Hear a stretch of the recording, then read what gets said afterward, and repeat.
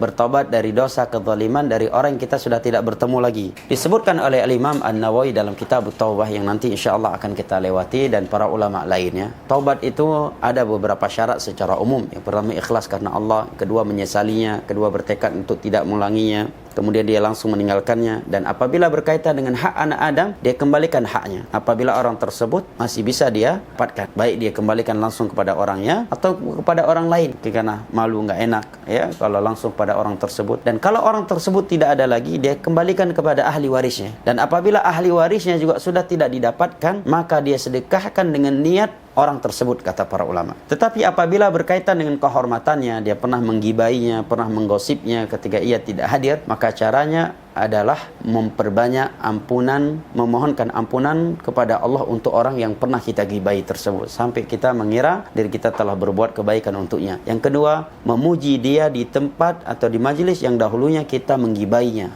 di tempat tersebut. Nah, demikian dokter. Barakallahu fiik.